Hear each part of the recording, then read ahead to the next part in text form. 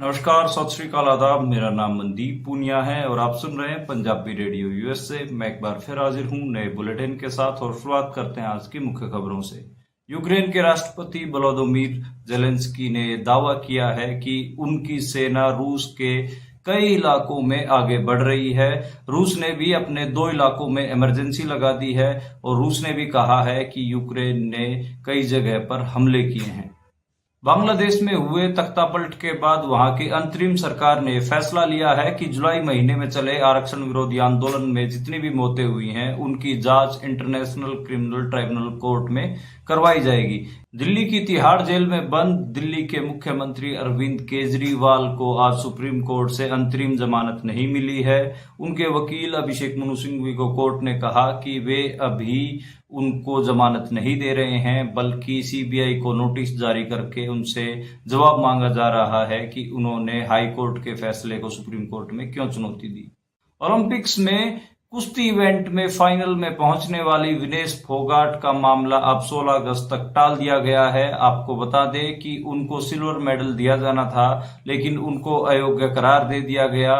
उनका मामला 13 अगस्त को उनकी सुनवाई होनी थी, लेकिन अब उनका मामला 16 अगस्त को उनके मामले में फैसला सुनाया जाएगा। हरियाणा में राज्यसभा चुनाव को लेकर आज नामांकन शुरू हो गए हैं। आपको बता दें कि नामांकन 21 अगस्त तक चलते रहेंगे। हरियाणा में कांग्रेस और बीजेपी के पास इक्विवेलेंट सीटें हैं, यानी कि बराबर की सीटें हैं, और कांग्रेस को डर है कि उनके बहुत सारे विधायक भीतरघात करके बीजेपी के उम्मीदवार को जितवा सकते हैं। हालांकि अभी दोनों पार्टियों ने ही अपने उम्मीदवारों का डिस्क्लोजर नहीं किया है। कल 15 अगस्त को भारत के स्वतंत्रता दिवस के दौरान पंजाब और हरियाणा के किसानों ने ट्रैक्टर रोस परेड निकालने का फैसला लिया है, जिसका मुख्य कारण ये है कि पिछले 5 महीने से किसान आंदोलन कर रहे हैं, लेकिन उनकी मांगों को लेकर सरकार एकदम चुप्पी साधे हुए है। गूंगी बहरी सरकार को सुनाने के लिए किसान ट्रैक्टर मार्च निकालेंगे। पंजाब की खडूर साहिब सीट से सांसद और असम की डिब्रूगढ़ जेल में बंद अमृतपाल सिंह के पिता तरसेम सिंह आज लुधियाना पहुंचे। उन्होंने वहां पर एक प्रेस कॉन्फ्रेंस में ये कहा कि ड्रग तस्कर को पंजाब सरकार ने डिब्रूगढ़ भेजा है, कोई भी अनहोनी हुई तो उसकी जिम्मेदार पंजाब सरकार होगी। महाराष्ट्र में भी विधानसभा चुनाव से पहले बहुत सारे अलग अलग समीकरण बनते दिख रहे हैं। बीजेपी के साथ अलायंस में शामिल अजित पवार ने आज अपनी बहन के खिलाफ अपनी पत्नी को चुनाव लड़ाने के लिए माफी मांगी है और उन्होंने कहा है कि उन्होंने अपनी बहन के खिलाफ अपनी पत्नी को उतारकर बहुत बड़ी गलती की। ये थी आज की मुख्य खबरें। अब इन खबरों का करते हैं विश्लेषण और शुरुआत करते हैं पहली खबर से। पहली रूस और यूक्रेन के युद्ध के बारे में। पहले भी इसके ऊपर मैं बहुत सारी अपडेट आपको दे चुका हूं। अब जो रिसेंट अपडेट है वो कहीं ना कहीं यूक्रेन की तरफ से आई है, और जो यूक्रेन के राष्ट्रपति हैं जेलेंस्की, उन्होंने ट्विटर पे ट्वीट करके कहा है कि वो रूस के कई इलाकों में आगे बढ़ चुके हैं, बहुत सारी डायरेक्शन से वो आगे बढ़े हैं। हालांकि अभी तक ये इंडिपेंडेंटली कोई भी वेरीफाई करने वाला नहीं है, कोई भी जर्नलिस्ट भी नहीं कर पाया है कि जो यूक्रेन की सेना है वो कितना आगे बढ़ी है। हालांकि रूस ने भी एक नोटिफिकेशन जारी करते हुए 2 इलाकों में इमरजेंसी लगा दी है और उसको कहीं ना कहीं वॉर इमरजेंसी कहा जा रहा है। तो ये माना जा रहा है कि यूक्रेन आगे बढ़ा है। यूक्रेन ने एक दावा और किया है कि जो उनके एंटी मिसाइल एक हिसाब से जो उनके पास टेक्नोलॉजी, उन्होंने रूस की कई मिसाइलों को, कई ड्रोन्स को मार गिराया है। हालांकि अभी इन सब दावों की, रूस के दावों की और यूक्रेन के दावों की कोई पुष्टि नहीं की जा सकती। अब हम अगली खबर की ओर बढ़ते हैं और अगली खबर बांग्लादेश से आई। बांग्लादेश में भी आप सबको पता है कि तख्तापलट हुआ है और अभी वहां पर मोहम्मद यूनिस के नेतृत्व में एक इंटरिम गवर्नमेंट चल रही है। पहले जो शेख हसीना थी वो प्रधानमंत्री थी, लेकिन उनको अब देश छोड़ना पड़ा है। और जो इंटरिम गवर्नमेंट है उसके जो सुरक्षा सलाहकार हैं उन्होंने फैसला लिया है कि अब बांग्लादेश, जो जुलाई महीने में एंटी रिजर्वेशन मूवमेंट चला था, उसमें जितने भी स्टूडेंट्स की डेथ हुई थी, जितने भी छात्रों को पुलिस की गोली से मारा गया था, उन सब की जांचें इंटरनेशनल क्रिमिनल ट्राइब्यूनल कोर्ट में होंगी। तो कहीं ना कहीं इस मामले को इंटरनेशनल बनाने के लिए जो नई गवर्नमेंट बनी उन्होंने ये फैसला लिया है। शेख हसीना का भी इसको लेकर एक कहीं ना कहीं स्टेटमेंट आया। पहली बार मैं तो कहूंगा कि पहला स्टेटमेंट है शेख हसीना का आफ्टर दिस। तो जितना भी ये तख्ता पलट हुआ उसके बाद शेख हसीना ने कहा है कि बांग्लादेश में जो तख्ता पलट हुआ उसमें गोरी चमड़ी के लोगों का हाथ है, और एक हिसाब से उन्होंने भी इनडायरेक्टली अमेरिका को ही टारगेट किया है। हालांकि अमेरिका पहले भी कह चुका है कि बांग्लादेश में जो कुछ भी हुआ है, बांग्लादेश का भविष्य बांग्लादेश के लोगों के हाथ में है और बांग्लादेश के लोगों ने ही वो तख्ता पलट किया है। लेकिन सवाल अमेरिका की तरफ लगातार उठ रहे हैं।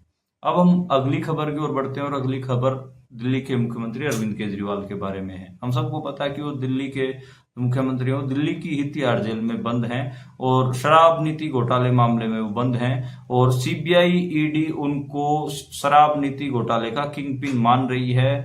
शराब नीति घोटाले में ये तक आरोप लगे हैं कि जिनके लिए नीति बनाई गई उनसे गोवा में इलेक्शन लड़ने के लिए फंड लिया गया, और ये भी कहा जा रहा है कि बहुत सारा फंड का पैसा पंजाब में और दिल्ली में भी इस्तेमाल किया गया है। हालांकि इसकी कोई पुष्टि नहीं की जा सकती, क्योंकि तो कहीं ना कहीं अरविंद केजरीवाल के ऊपर आरोप लगाए जा रहे हैं। अरविंद केजरीवाल को दिल्ली हाईकोर्ट ने जमानत दे दी थी, लेकिन तुरंत सीबीआई सुप्रीम कोर्ट पहुंच गई, उनकी जमानत पर स्टे ले आई।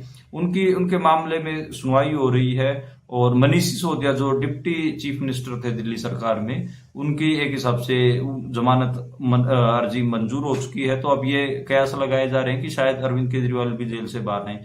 पर आज की सुनवाई में कहीं ना कहीं जजों ने अरविंद केजरीवाल को राहत नहीं दी है। उनके मामले में अब अगली सुनवाई 23 अगस्त को होगी।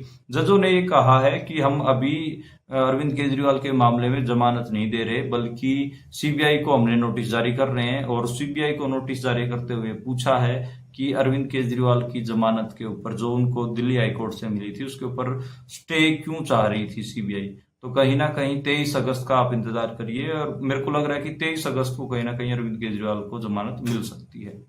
अब हम अगली खबर की ओर बढ़ते हैं, और अगली खबर पेरिस से है। पेरिस में हम सबको पता है कि ओलंपिक्स खत्म हो गए हैं, लेकिन भारत का अपना एक ओलंपिक पदक वहां पर रखा हुआ है अभी भी, वो है विनेश फोगाट का। और विनेश फोगाट हम सबको पता है कि 50 केजी 50 किलो महिला रेसलिंग में फाइनल में पहुंच गई थी, लेकिन उनको 100 ग्राम वजन अधिक होने के कारण उनको निकाल दिया गया। अगले दिन वजन हुआ, ये पहले दिन की बात नहीं, अगले दिन।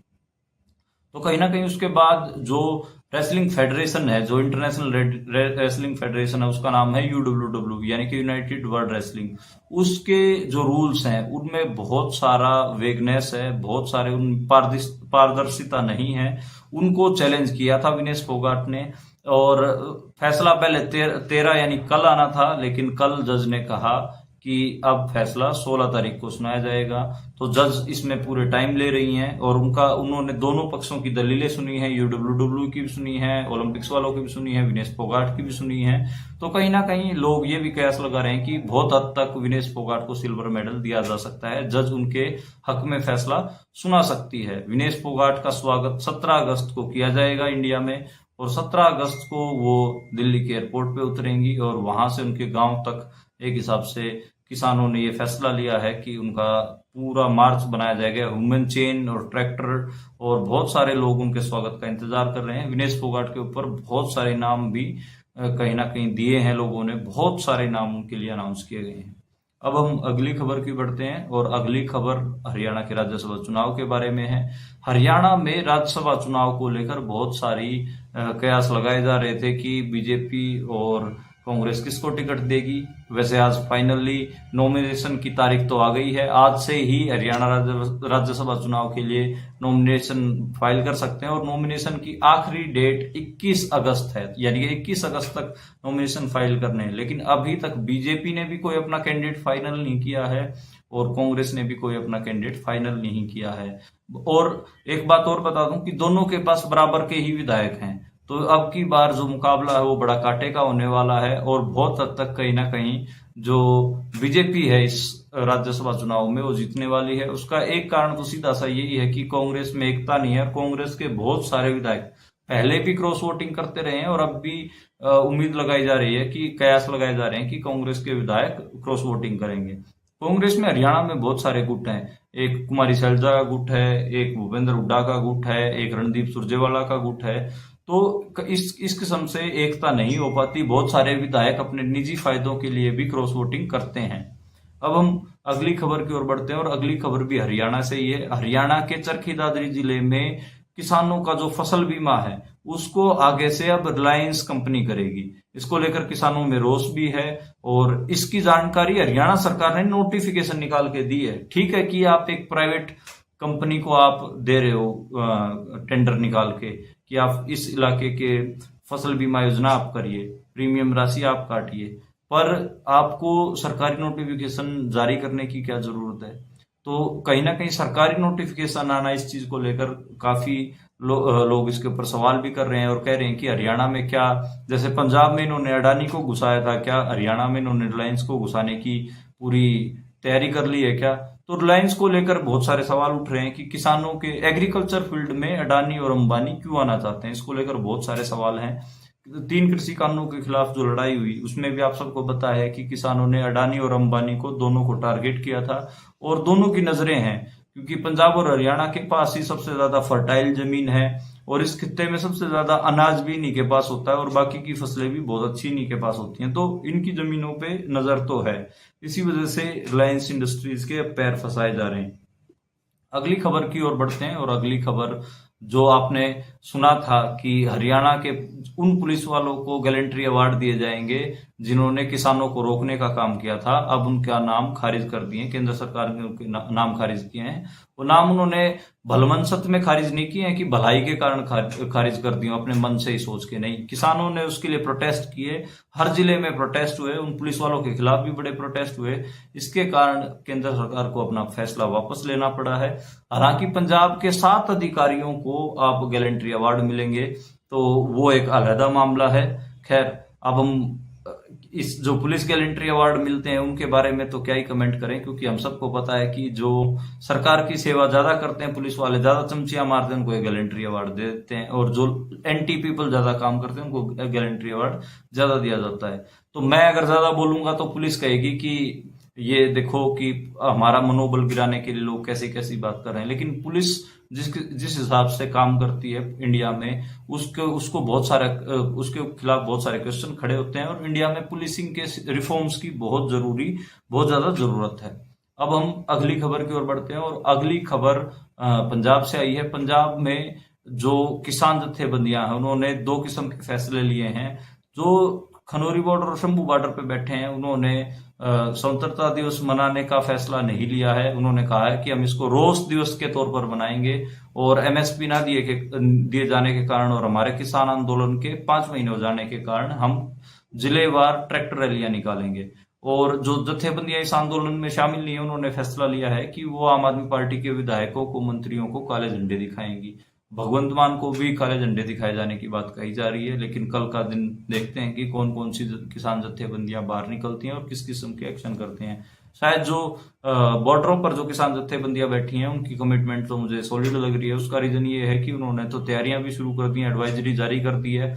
एक ट्रैक्टर मार्च जो पंजाब का बाघा बॉर्डर वहां से शुरू होकर अमृतसर तक आएगा, तो उस ट्रैक्टर मार्च पे भी सभी की निगाहें हैं, क्योंकि प्रशासन अलर्ट हो गया है। बहुत जगह नाकेबंदी की गई है और जो प्रशासन है वो चाह रहा है कि इस किस्म के मार्च ना निकल पाए। अब हम अगली खबर की ओर बढ़ते हैं और अगली खबर कल की ही खबर का एक अगला हिस्सा है। कल मैंने आपको कहा था कि पंजाब पुलिस ने एक नशा तस्कर को गिरफ्तार करके असम की डिब्रूगढ़ जेल में भेजा है और आपसे ये भी दरख्वास्त की थी कि इस वीडियो को सेव कर लीजिए कि ये नशा तस्कर भलमनसत में यानी कि कोई भलाई में नहीं भेजा है। ये इसलिए भेजा गया है ताकि अमृतपाल सिंह के खिलाफ साजिश की जा सके। और आज कहीं ना कहीं उनके पिताजी का नाम है सरदार तरसेम सिंह, उन्होंने भी लुधियाना में यह बात कही है। सिख जत्थेबंदियों के साथ उन्होंने मीटिंग भी की, उसके बाद मीडिया में आके बयान दिया कि जो नशा तस्कर को, ड्रग तस्कर को असम की डिब्रूगढ़ जेल भेजा जा रहा है वो कहीं ना कहीं उनके बेटे को टारगेट करने के लिए भेजा जा रहा है। अगर उनके बेटे के साथ कुछ भी होता है तो उसकी जिम्मेदार पंजाब सरकार होगी। तो कल जो बात मैंने कही थी आज उनके पिताजी ने भी कही है और ये मतलब एक हिसाब जो एक सेक्शन है, बौद्धिक सेक्शन है पंजाब का, उसमें बात लगातार चली रही है। शुरुआत में आपको इन ऐसी बतौर पत्रकार मेरा फर्ज बनता है कि ऐसी चीजों की तरफ ध्यान दिलवाया जाए, क्योंकि आज का समय नैरेटिव का समय है, लोग नैरेटिव बना देते हैं। तो हम सबको पता है कि अमृतपाल सिंह के भाई को भी गिरफ्तार किस लिए किया गया था, 4 ग्राम ड्रग दिखा के, ताकि वो नैरेटिव बनाना चाह रहे थे कि अमृतपाल सिंह के परिवार को नशा लेने वाला, नशा तस्कर घोषित किया जा सके। और अब भी पंजाब सरकार ने जो एक कदम उठाया है उस सब में भी आप समझिए कि नैरेटिव की खेल है सारी, ताकि अमृतपाल सिंह को भी नशे वशे की चीजों में उलझाया जा सके। अब हम अगली खबर की ओर बढ़ते हैं और जो अगली खबर है वो कहीं ना कहीं महाराष्ट्र से है। महाराष्ट्र में भी विधानसभा चुनाव होने वाले हैं और महाराष्ट्र में मैं वैसे तो आपको लगेगा कि मैं महाराष्ट्र की खबर क्यों बता रहा हूं, क्योंकि विधानसभा चुनाव होने वाले हैं और विधानसभा चुनाव मेरे को लगता है कि महाराष्ट्र के बारे में थोड़ी आपको जानकारी हो। वहां पर जो एनसीपी है, नेशनल कांग्रेस पार्टी, आप सबको पता है कि उसमें दो फ्रैक्शन हो चुके हैं। अजीत पवार और शरद पवार दोनों चाचा भतीजे हैं और आज अजीत पवार ने कहा है कि उन्होंने अपनी बहन सुप्रिया सुले, उनकी बहन का नाम है सुप्रिया सुले, जो कि शरद पवार के गुट में ही हैं, उनके खिलाफ अपनी पत्नी को इलेक्शन लड़ा के, लोकसभा के इलेक्शन में उनके खिलाफ लड़ाया गया था अमरावती से, वो बहुत गलत किया है और इसको लेकर उन्होंने माफी मांगी है। कहीं ना कहीं अजीत पवार वापसी करना चाह रहे हैं इंडिया अलायंस में, यानी कि शरद पवार के गुट में शामिल होना चाह रहे हैं। वो अभी बीजेपी में शामिल हैं, लेकिन बीजेपी में उनकी दाल नहीं गल रही है, उनके पार्टी के लोग भी छोड़ के जा रहे हैं। और महाराष्ट्र में शिवसेना को तोड़े जाने की वजह से और एनसीपी को तोड़े जाने की वजह से एंटी बीजेपी माहौल हो गया है। जैसा हरियाणा और पंजाब में बीजेपी के खिलाफ माहौल है, ठीक वैसा ही माहौल कहीं ना कहीं महाराष्ट्र में भी वहां के लोकल्स का हो गया है और खासकर फार्मिंग कम्युनिटीज का। तो ये आज की खबरें थी मोटा मोटी और उनका विश्लेषण था। कल दोबारा मुलाकात होगी नई खबरों के साथ, नए विश्लेषण के साथ। आप देखते